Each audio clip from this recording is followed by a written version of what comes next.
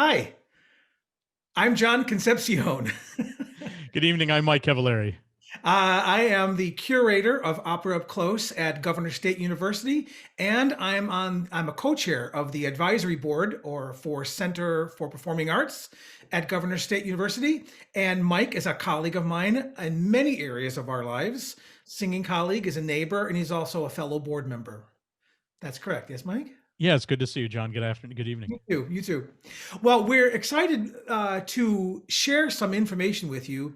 Next Sunday, January 17th, we will, Center for Performing Arts will be presenting a program called Opera Cabaret.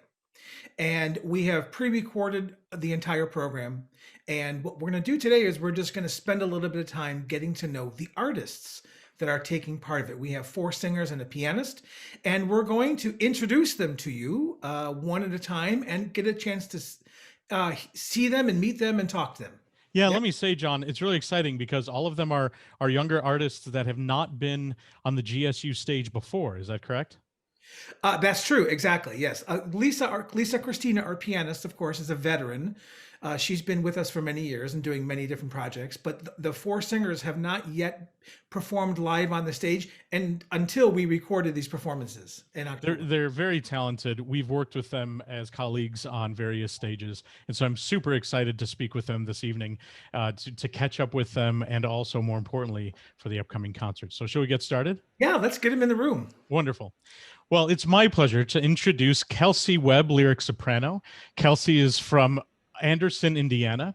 She's sung all over the country. She's sung with the Marola Opera program at San Francisco Opera, Petite Opera Productions, Street Opera Company, and of course, the Lyric Opera of Chicago. From Mozart to Jack Heggie, she's a regular recitalist and graces the stage with her fashionable, friendly self. Ladies and gentlemen, Kelsey Webb. Hello. Hi, Kelsey. How are you? Good. How are you? Good. It's so good to see you. Happy New Year. Happy New Year.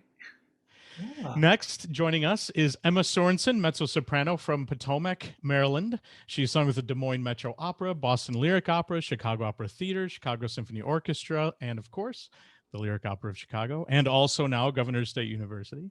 She is multi-talented. She is a model, a dancer, an artist, and of course, a wonderful singer. She's quite versatile, and not only can she sing anything from the regular opera repertoire, she's also recently a semi-finalist in the 2020 La Lenya competition. Ladies and gentlemen, it's my pleasure to introduce Emma Sorensen. Hi. Hi. Thanks for having me. That was such a nice introduction. I'm like blown away. Right? Mike is, besides being multi-talented, Mike is also one of his many talents is being a voiceover artist and an introducer and a moderator, and so I think we should just. I dabble in Master of Ceremonies, but let's move on because it is about the time to introduce Jared Esguerra, tenor from Chicago. Jared has sung with the Sarasota Opera, Crescent Butte Music Festival, the Edinburgh International Festival, the CSO, and also the Lyric Opera of Chicago. He is a graduate of DePaul University, Go Blue Demons.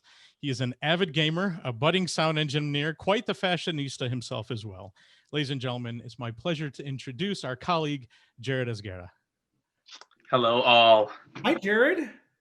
Hi, I'm just setting. Oh gosh, this is so fun making technology and all this stuff. Hold on, give me a second. Well, we're glad you're here. We're going to go ahead and introduce the rest of the clan, and then we can chat a little bit with everybody. All right. And now a man after my own heart, baritone Nick Ward. Nick is from Pontiac, Michigan. He's sung with Central City Opera, Union Avenue Opera, Florida Grand Opera, and the Canadian Vocal Arts Institute. And by the way, as I read these for everyone at home, I'm just giving you a small slice of some of the places that everyone has sung at. They've done international, they've done domestic, coast to coast, north to south. Everything I'm saying, there's 5 other places I've left out. He is a graduate of the University of Michigan, go Wolverines, and also University of Cincinnati Conservatory of Music. And in my humble opinion, he's the most talented red-haired baritone I know. Ladies and gentlemen, Nick Ward. Hi, everyone. Hi, Nick. Thanks for the great introduction. Oh, it's my pleasure. It's my pleasure. And last but not least, our frequent collaborator and one of John and I's favorite pianists, And I'm hoping, of course, for the four of you as well, a new friend and pianist if you haven't worked with her before. Lisa Christina from Chicago Heights. Lisa also went to DePaul, and I cannot go on enough about what a wonderful musician she is in her own right, not only with piano, but also as a singer as well. She's a frequent collaborator. She's quite the creative extraordinaire. So to join us this evening, there she is, the incomparable Lisa Wow. Christina. Thank you, Mike. Thank you Of so course. much. Wow. Well, it's so good to see everybody. I hope you all had a lovely holiday and excited for whatever this year holds. Mike, why don't you start off maybe asking, we're going to go sort of round table here. And before we start, we're going to go with Kelsey first. Let's show a little clip of just a little part of the, like, this is from the rough copy of the performance that everyone will see next Sunday, January 17th. The Opera Cabaret will premiere. And so we're going to show, if I can figure this out, we're going to show you just a little clip of what we have here. You can all see that, yeah? Yeah. Yeah. Love, let the wind cry on the dark mountains, breaking the ash trees and the tall hemlocks with the great voice of thunderous legions. How I adore thee.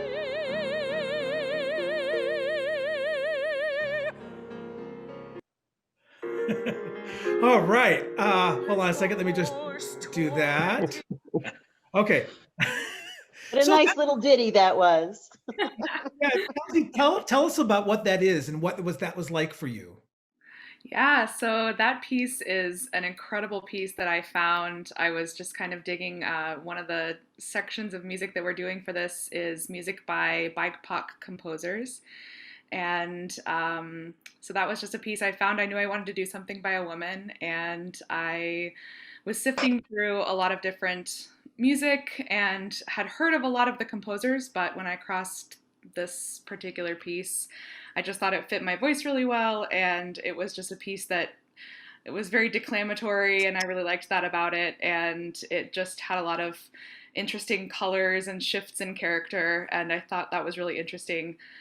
So it's a piece, it's called Love, Let the Wind Cry. It's by Undine Smith Moore, and the text is by Sappho. So if you can imagine, just incredible declamatory text, really brilliantly set to music by Undine Smith Moore.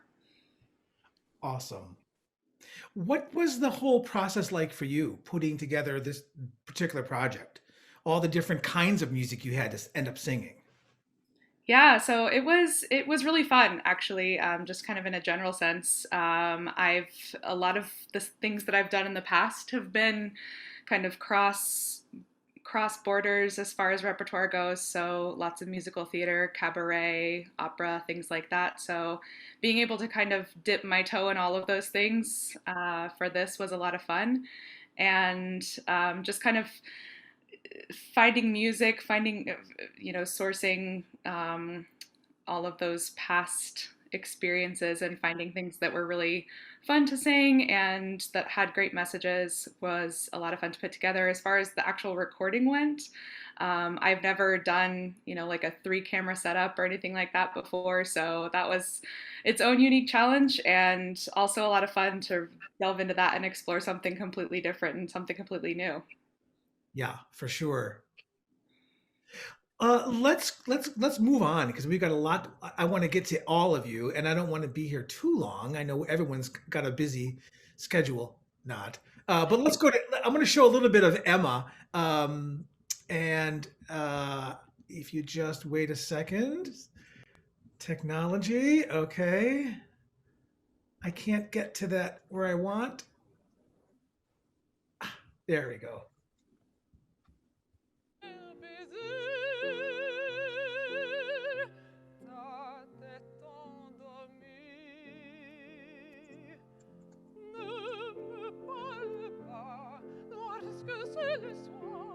Trop intimement, la voix basse même ne me donne pas sur tout ton bouchon et renferme trop le parfum que j'aime. Dis-moi tes amours, je ne t'aime pas. Quelle est la plaise enivrant, je ne t'aime pas.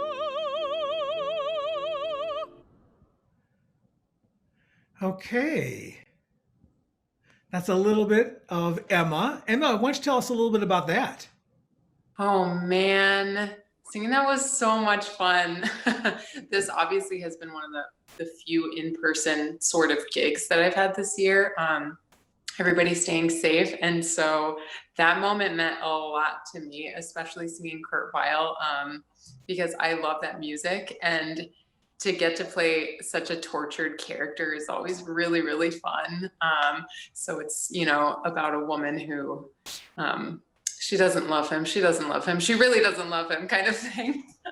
But, you know, this year has been crazy, and getting to be live with a piano and sing Kurt Weill in the midst of all of this chaos was just a magical moment. Mike, you're muted, Mike. Yeah. So Emma, you know, what were some challenges or maybe even benefits to recording in this type of situation where it wasn't live, you know, where you had no audience, but you're still making the music for essentially a disconnected ear, so to speak? Totally. Yeah. There are advantages and disadvantages. A lot of times I feed off the energy of the audience. So that was a little bit missing, but you know that there's the possibility of a second or third take. So you can make bold choices. And if they don't work out, there's the security of, you know, doing it again and, you know, weighing your options like, oh, I love that choice. And maybe we could use this take for this song and another take for another. So definitely a lot of creative possibilities there. Did you do any? And I'm sorry, I didn't look at the program to see who sang what, but did you do any duets or trios with anybody? Yeah, me and Jared sang a song together. It was so magical. Tell us about working with Jared. He's a dream to work with. Yeah, it was a lot of fun, and it was you know, another semi-bittersweet love duet, and it was really fun. But you know, tackling social distancing while doing a duet was a little bit tricky. So, you know, we had to distance and play with angles, and I haven't seen the final cut of the video, but I assume that they did some movie magic with it to make us seem a little bit closer than we were, so that it actually felt like we were singing to each other. But how we had actually worked it for the day of, we had separated and we're looking away into the distance as we sang our parts. It was very creative. Perspective. And that, we should just say the song that we heard Emma sing, that's Je ne t'aime pas. That's a Kurt Weill song. And in the Kurt Weill section, our program is set up in 4 different sections. In the first section, we heard Kelsey. You know, now I'm thinking about it, the clips I'm showing today, I don't have one from each category. I'm sorry, I didn't think about that. But we heard Kelsey singing from something from the opera section and Emma singing something from the Kurt Weill section. And now we're going to hear, I'm sorry, no, Kelsey did not sing that. You sang from the BIPOC section. So, but Jared is going to sing something. I'm going to show something of Jared's here. And this is something, I believe this is the clip of Soliloquy, which is also from the African-American composer section. And let me just share my screen and get over there.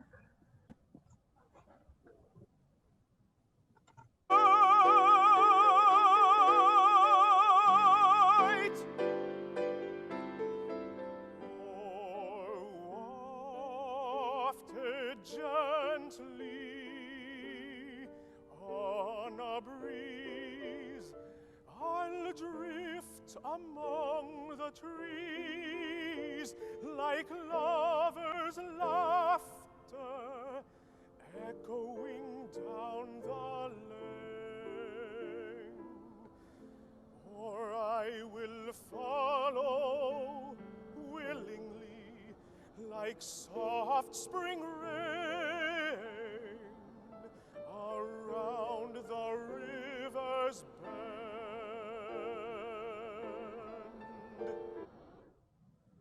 All right. Lovely. Beautiful, beautiful. Jared, hello. Hi. And I know you have some thoughts about that song. hmm Okay. Oh, now is the time for me to tell the thoughts. John, you gave me that suggestion for that song. I was in the midst of looking at things, and I was trying to get past all the Moses Hogan, past all the things that everyone has done, and then I just remember getting an email saying, "Hey, would you want to sing this?" And it's of course. John and I are tenor buddies, and I know that he would choose something that would show off my voice, the tenor's voice. So I took a listen to it. I sang through it once, and I'm like, "Oh, this is it." A nice beefy G and a little A flat at the end. Yeah. Um, and because of that, It ends with that great text. I love yeah, which is so fantastic. yeah, and and which ended up coming to the point where there was this competition called the Perfect Day Music Foundation Virtual Voice Competition. Say that 5 times fast. In which it was a competition that was there to promote the works of African American composers and librettists. And it was a completely virtual competition. And I said, you know what? I just sang the song that John gave me.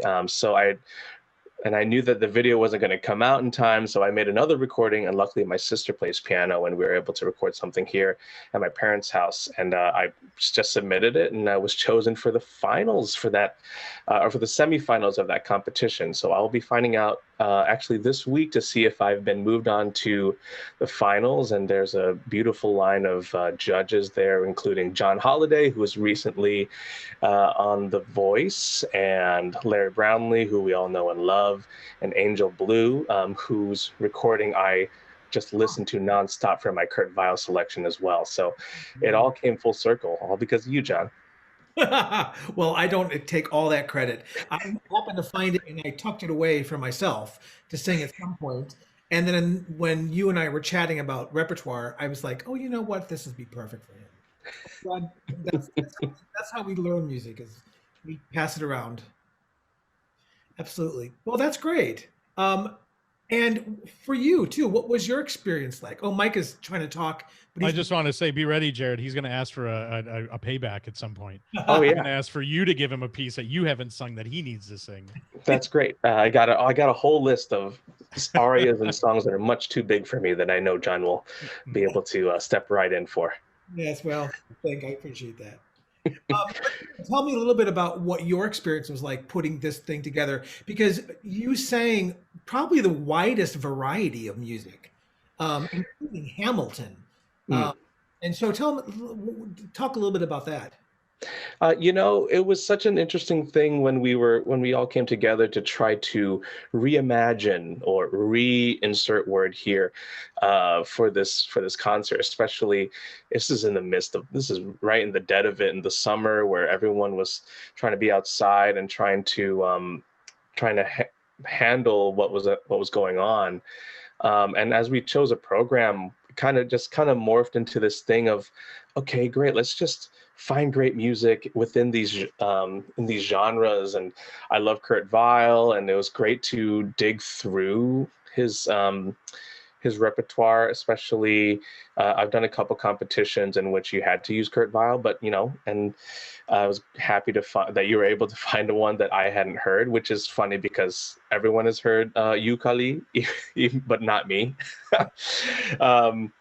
And putting it all together was fun. It's been a long time since I've had to memorize a piece. Even I'd had to do a few virtual things, and I could always like pull up my fancy little teleprompter app on my iPad right off camera, and I could pretend to be acting but actually be reading words as I was singing.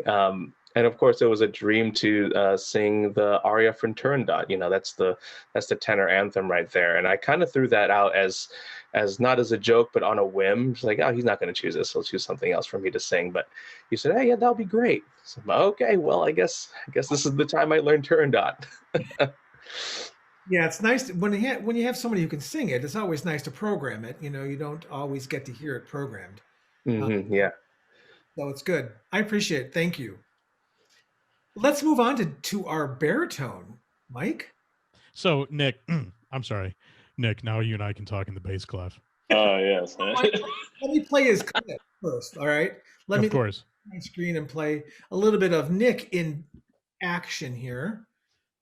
There you go. Tout danger, toujours, toujours la protéger.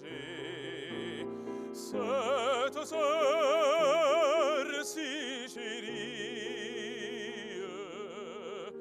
daigne de tout danger la protéger, daigne la protéger de tout danger.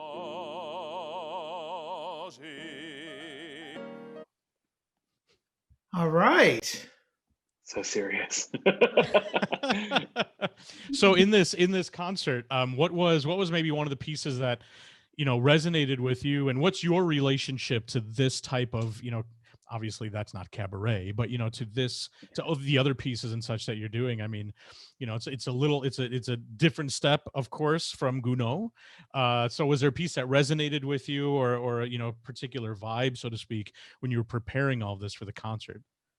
Yeah, I mean, I tried to make a personal connection with all of the pieces that I was singing, but I think the musical theater piece that I did for this particular concert struck a nerve in a different way than it usually does because of our current situation in the world.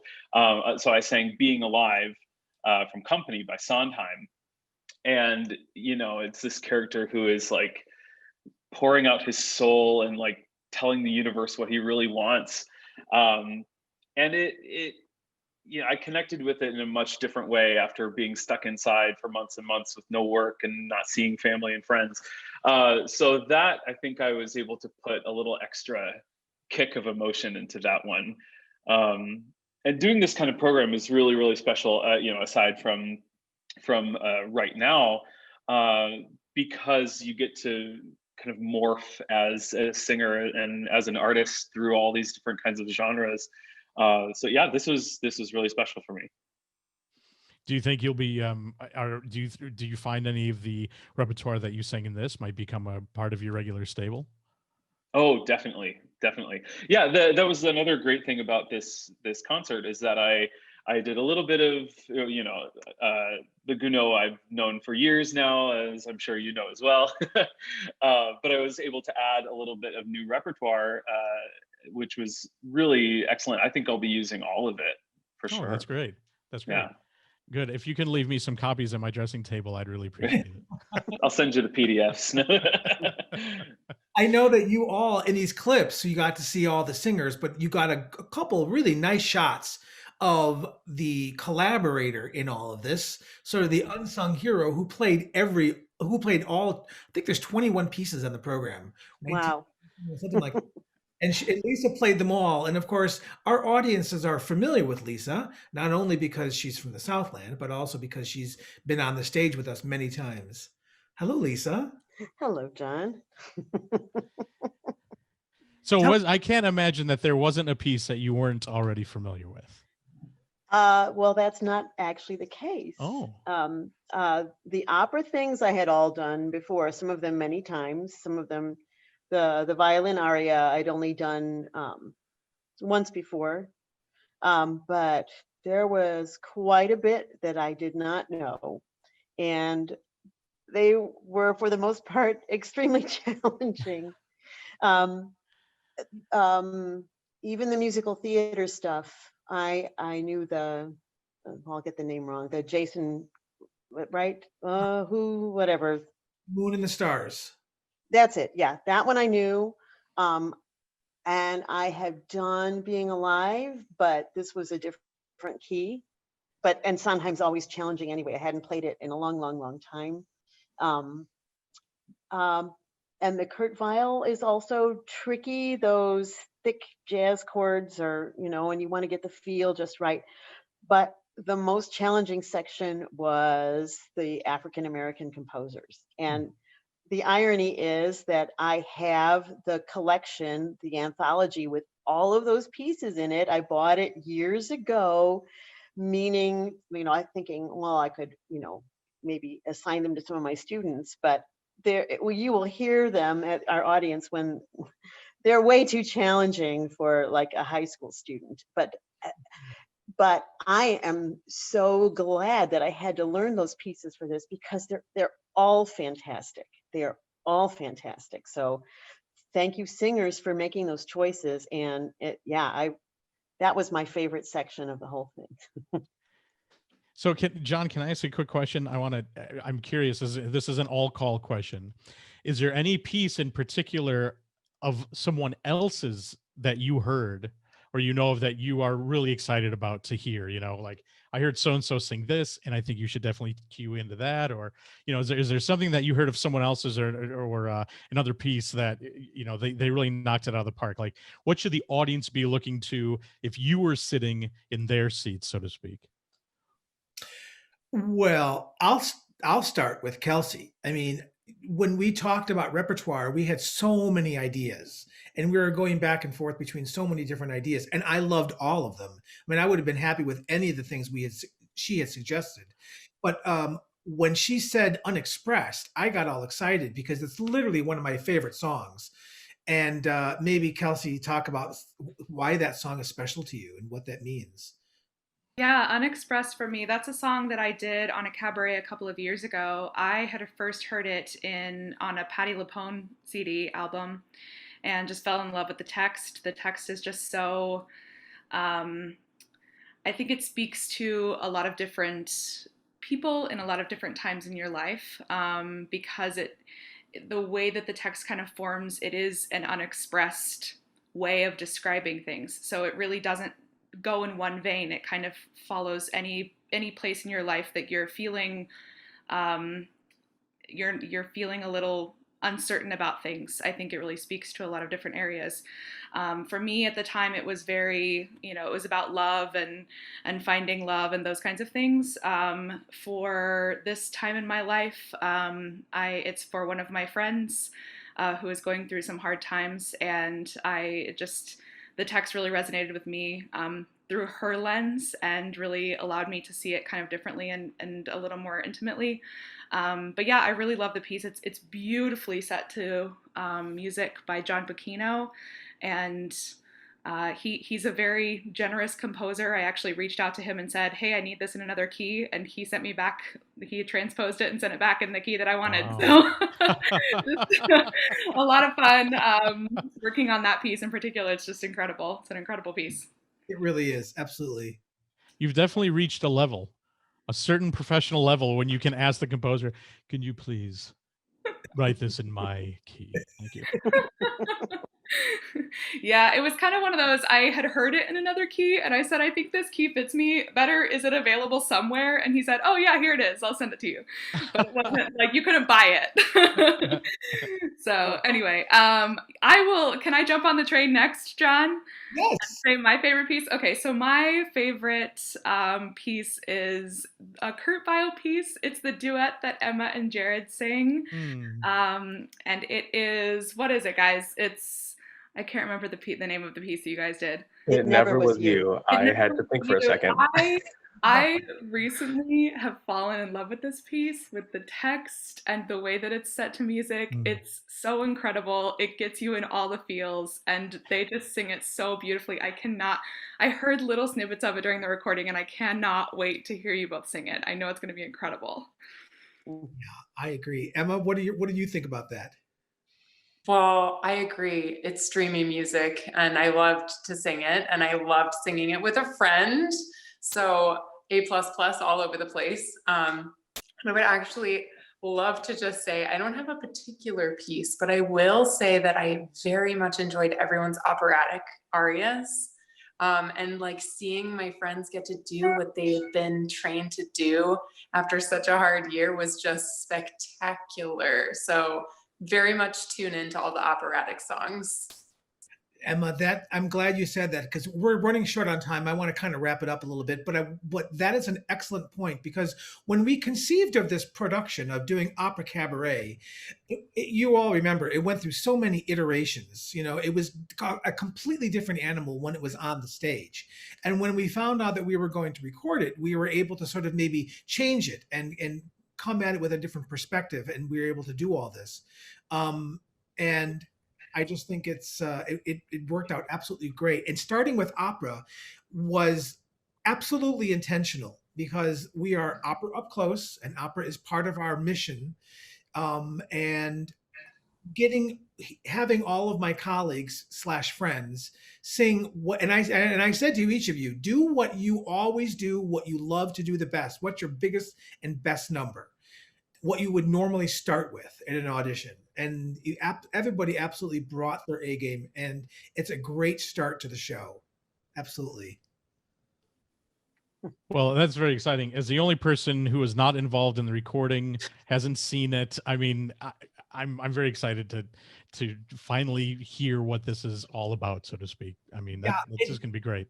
And when you can see it, it's a reminder, it will be broadcast on January 17th, Sunday, January 17th, live, well, not live, but on the GSU the Center for Performing Arts website. There'll be links sent out about it. And if you have any questions, just head over to their website and you'll find the video there on Sunday. And John, what time is that on the 17th? What time? Well, I believe, if I'm not mistaken, I believe it's going to be live. It'll be ready to stream at 4:00 p.m. 4:00 p.m. Central. Okay. Right, which is usually the time that we do our opera up close performances. Sundays at 4. So I think we kept that time. So Sunday, January 17th at 4:00 will be the stream. So for our London viewers, that might be about 10 o'clock, just so you know. Yeah, I'm not sure about the Tokyo time. Check local listings, but I want to make sure our international fans don't get a chance, don't miss out on this for 1 second. Well, if you all unmute yourself and have a chance to say hello and goodbye to our loyal audience, and we're so excited that you will be able to see this performance. And again, on behalf of everybody at Governor State and Center for Performing Arts, we want to thank all of you for participating in this project. It was very exciting. I'm very happy with the product, and I'm eager for everybody to see it finally. Thanks for having us, John. All right. Thank you so much. Take care, everyone. Be well. And thanks, Mike, for co-hosting. I appreciate it. Oh, it was my pleasure. Thank you, buddy.